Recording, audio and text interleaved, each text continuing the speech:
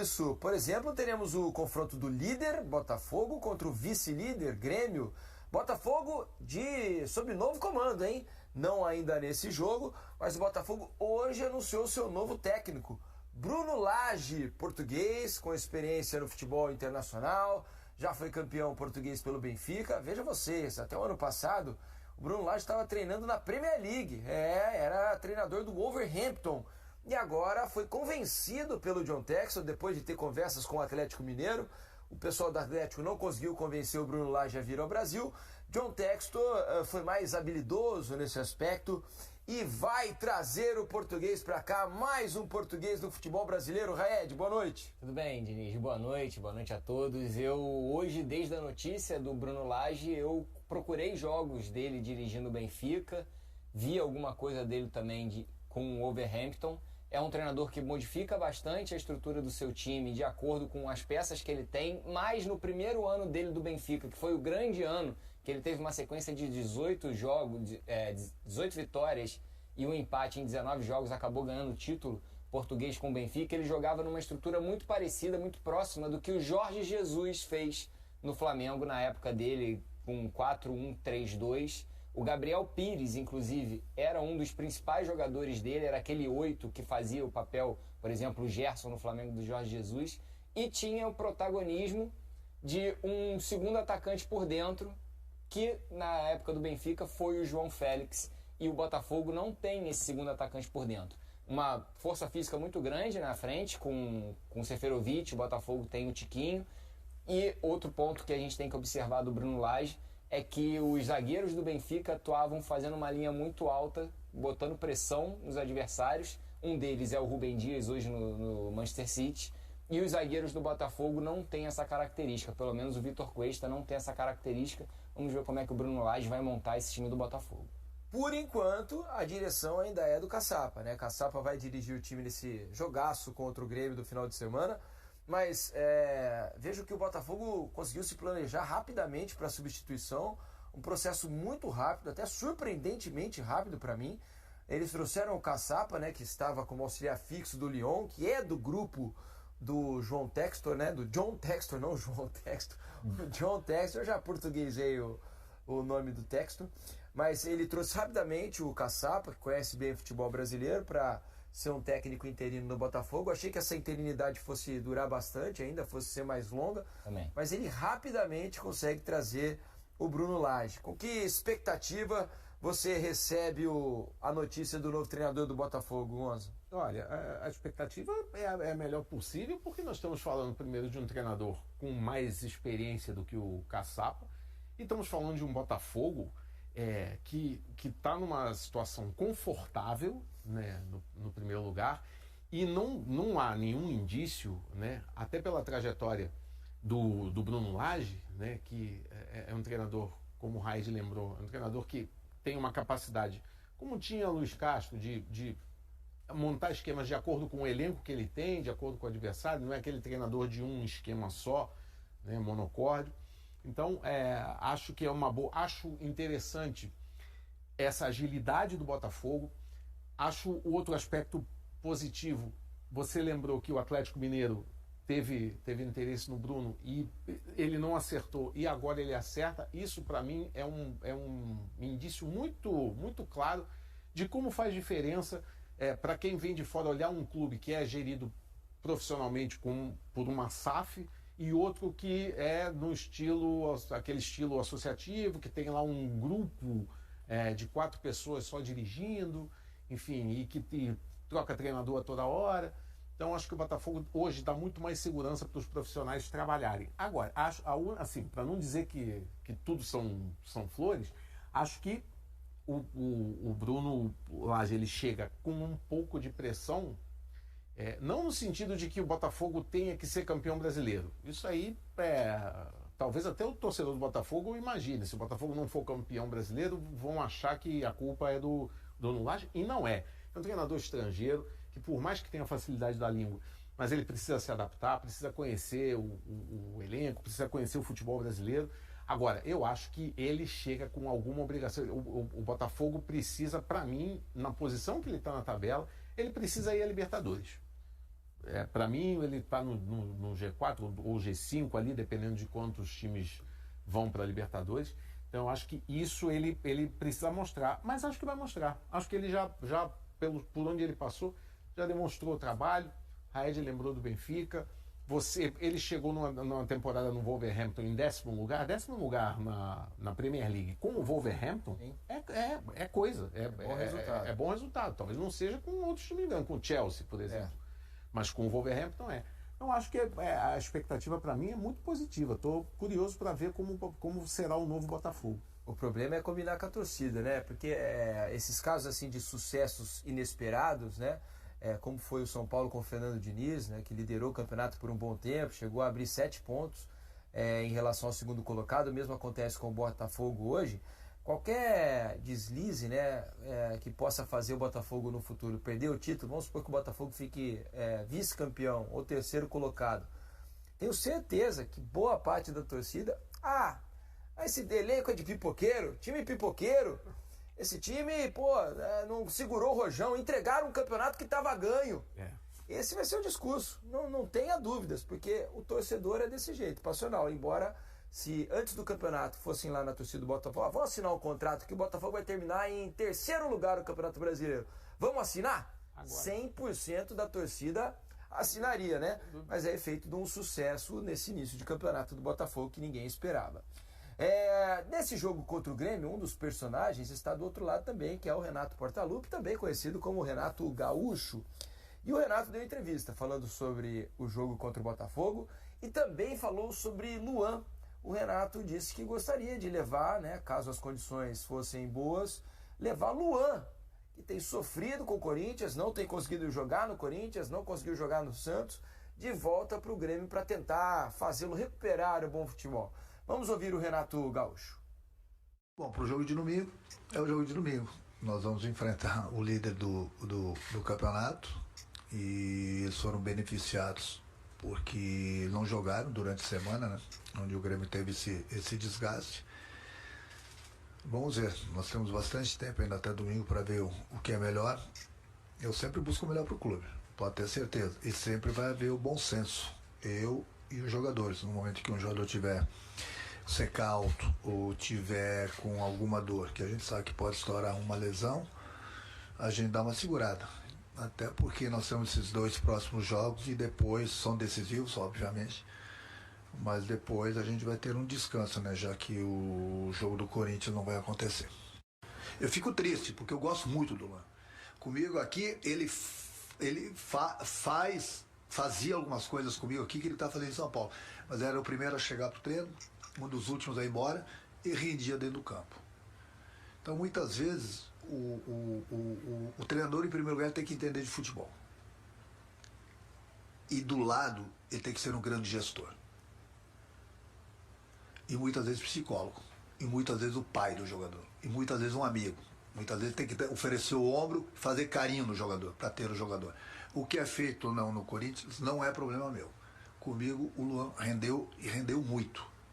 Após o jogo do Bahia, eu conversei bastante com o Guerra no vestiário e troquei algumas ideias, inclusive de trazer o Luan de volta. Eu tenho conversado com o presidente, tenho trocado algumas ideias, deixar passar esses 2 jogos para ver. O jogador que fez o que fez com a gente aqui, ou qualquer outro jogador, ele não desaprende a jogar. Ele não desaprende. Então, por isso que eu digo, às vezes você precisa dar um carinho, ser um pai, ser um amigo, ser um irmão, ser um bom gestor, entendeu? Para você ter o jogador dentro do campo. Quem sabe não desaprende. O problema é que o Luan já passou pelas mãos de muito treinador, né? Depois dessa passagem pelo Grêmio, histórica, né? O Luan foi campeão da Libertadores, o Luan foi o rei da América, o melhor jogador da América do Sul, vejam vocês. E depois a carreira começou a cair em desgraça, né? Porque no próprio Grêmio ele não rendia mais, a ponto de ser negociado, ainda conseguiu um bom negócio. O Grêmio vendeu o Luan para o Corinthians por um belo valor. No Corinthians teve oportunidades e não rendeu, foi emprestado ao Santos, também não conseguiu jogar e está lá no limbo. A verdade é que está lá no limbo, ninguém quer saber do Luan no Corinthians, né? O Corinthians tentou de todas as maneiras fazer uma rescisão do contrato, não chegaram a um acordo. E o Luan tá sem jogar, tem contrato até o final do ano para cumprir. Tem que ter a vontade do jogador, não basta só o treinador, vamos meu querido, vamos. Se o jogador não se ajudar, a coisa não anda. E eu vou te falar, tá difícil de acreditar na recuperação do Luan, viu? Era um jogador espetacular, né? Um ótimo jogador, mas tá difícil de acreditar que ele possa se recuperar pelo que a gente tem visto ultimamente. Eu tô na mesma linha. Eu sou muito cético com relação ao Luan por conta do tempo que ele vem passando sem conseguir render, sem conseguir jogar. Não é jogar mal, ele não consegue jogar. Numa lentidão, né, Gonza? O ritmo dele em relação aos outros jogadores em campo parece que é outra coisa, outra estação. Ele tá numa outra estação. Tudo isso que o Renato fala, ou quase tudo isso, é verdade. Ninguém desaprende de jogar futebol. Eu acho que se o problema do Luan fosse ter um treinador que servisse como pai, irmão, psicólogo, tudo isso, essa lista de funções aí que o Renato fez, de fato, poucos treinadores no Brasil têm essa capacidade que o Renato tem de exercer esses papéis. O Renato sempre foi muito, muito melhor, muito mais competente nessa função do que muitas vezes até de montar um time. Então, assim, e ainda mais depois do episódio que aconteceu, né, em que esse atentado que o Luan sofreu né, eu não gosto de chamar de marginais, não são torcedores, de marginais, eu acho que qualquer tipo de relação com o Corinthians ele está comprometido. Então, o melhor seria sair, poderia ir para o Grêmio. Agora, é preciso lembrar que não foi esse mar de rosas todos no Grêmio, e mesmo com o Renato. A parte final dele foi ruim, tanto é que o Grêmio vendeu. Então, pode ser uma última tentativa, mas com toda a sinceridade eu gostaria muito de acreditar diferente, mas eu, sinceramente, não consigo ver nem no Grêmio um caminho aí de recuperação. Você vê, Raed? Independente da questão do jogador, independente da questão do psicológico do jogador, se ele vai render ou não, eu queria aqui dizer que o Renato Portaluppi foi gigante nessa declaração. Porque o futebol é uma relação humana. Dentro de campo, independente de esquema tático, parte física, parte técnica, futebol é um jogo humano. E o jogador ele precisa do lado humano. E no Brasil precisa ainda mais, porque esses jogadores muitas vezes não têm a instrução de formação necessária para conseguir seguir o seu próprio caminho. E quando o Renato dá uma declaração como essa, ele mostra que tem sim que trabalhar o lado humano em todos os jogadores no futebol brasileiro. E como o Gonza mesmo falou, muito bem inclusive, talvez essa seja a maior virtude do Renato Portaluppi, o trabalho humano que ele tem com os jogadores. Tava dando uma olhada na hashtag troca de paz aqui, ó. Felipe Nicésio, diferentemente do Renato Gaúcho, não acredito no Luan. Ele mesmo não se ajuda. Acredito mais no Papai Noel e no Coelhinho da Páscoa do que nele. Essa é a credibilidade hoje do Luan, né? Cabe a ele provar que joga pode de 9, ser diferente. Papai Noel joga de 9, o Coelhinho da Páscoa se de repente o Renato mostra o DVD dele. Ô Luan, dá uma olhada como eu jogava aí, ó. Vê se você lembra. Faz tempo que eu não te mostro o meu DVD. Dá uma olhada aí pra você relembrar.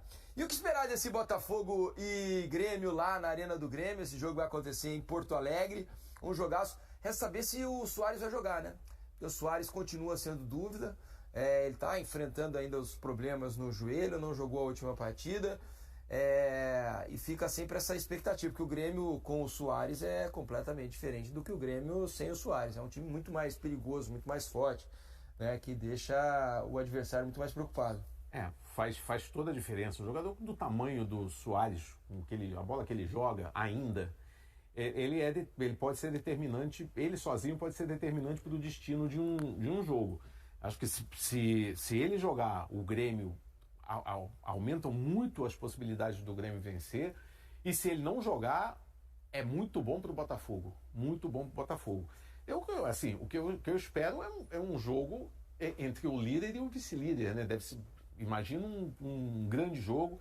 Acho que o Botafogo tem toda a condição de fazer frente ao Grêmio, por mais que ele esteja enfrentando um time que não perde em casa há 10 meses. O Grêmio é o único time invicto como mandante no Campeonato Brasileiro, quer dizer, desde o ano passado que a Arena é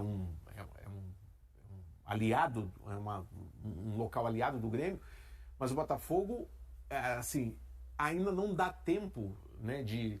Se acontecer uma eventual queda por conta da saída do Luiz Castro, ainda não dá tempo disso acontecer, porque o Botafogo está muito... O Luiz Castro ainda está muito na corrente sanguínea do Botafogo e dos jogadores. Então, acho que o Botafogo vai se preparar e vai fazer frente. Agora, logicamente que o Grêmio é fortíssimo jogando em casa. O Renato, depois de muito tempo, está apostando no campeonato de pontos corridos. Ele claramente está gostando dessa posição do Grêmio. Enfim, agora... prognóstico, aí eu passo pro Raed. Então, vai ser legal de ver, Raed, o duelo de estilos, né? Porque o Renato provavelmente vai tentar aquele jogo mais controlado, né? De troca de passes, um jogo mais cadenciado, como é o estilo desse Grêmio quando joga em casa. E o Botafogo tem velocidade aberta para sair no contra-ataque. Usando muita bola longa. Precisa ver quem vai conseguir gerenciar melhor aí essas duas vertentes do jogo, né? Desde a gestão Luiz Castro, o Botafogo usa bastante a bola longa pro Tiquinho e pro Júnior Santos, que são os dois jogadores de força física. Eles seguram a bola no ataque e esperam o time chegar.